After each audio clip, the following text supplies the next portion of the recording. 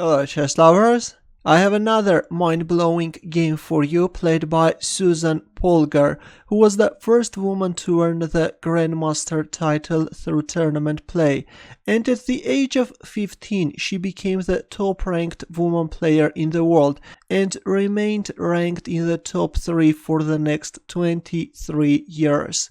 In this game her opponent is Peter Hardicsay, rated 2340. The game was played in 1985 in Hungary. Polgar had white pieces and she started with d4, knight f6 by Hardicsay, c4, c5, d5 and e6. We see the modern Benoni.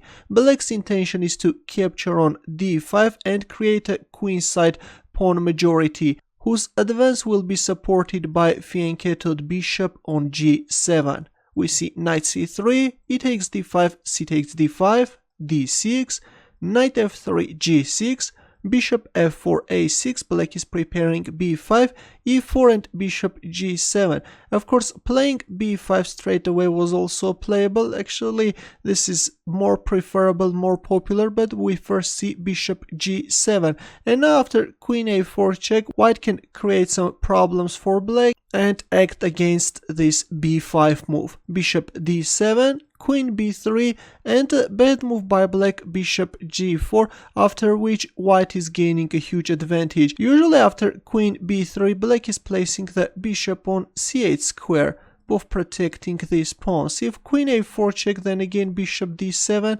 Usually after repeating the moves, white is playing a4, but instead after queen b3 we see bishop g4, and now Polgar is simply capturing on b7.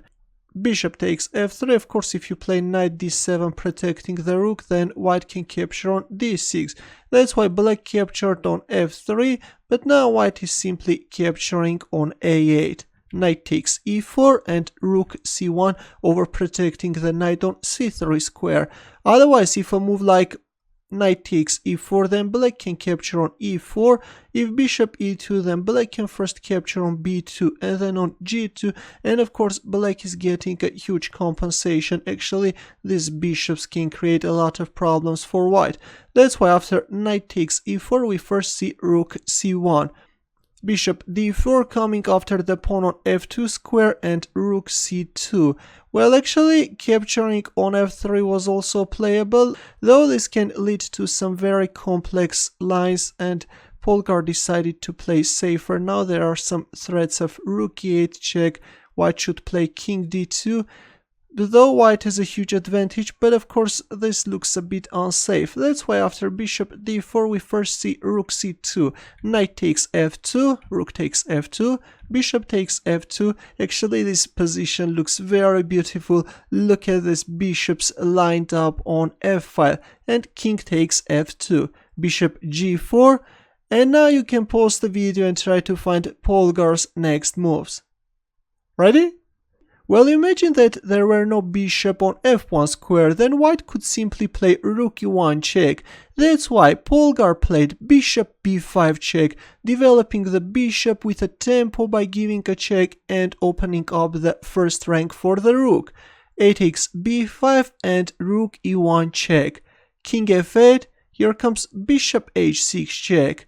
King g8, and another powerful move, rook e7, using the fact that the queen must stick to this knight, otherwise if a move like queen takes e7, then black can get checkmated. And at the same time, by playing rook e7, white is blocking the queen's path, not allowing any forks, and is threatening knight e4, knight f6 checkmate. Bishop d7, a desperate move, but now comes a beautiful tactical shot by Polgar. Can you find her next move? Ready?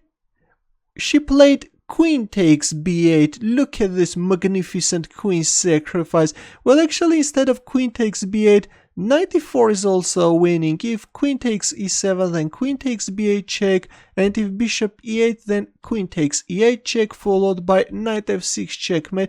Of course, this is also a very magnificent line, but after bishop d7 we see queen takes b8, which of course also looks very impressive. Queen takes b8, black accepted the sacrifice, but after knight e4, Peter Hardicsay resigned. because whatever black plays, black king is getting checkmated. Queen d8 just a random move, then knight f6, and this is a checkmate. We saw so many sacrifices on the board, and finally, after knight d4, the remaining white pieces are finishing up black king. Thanks for watching, and if you have any questions, don't hesitate to leave your comments. Good luck.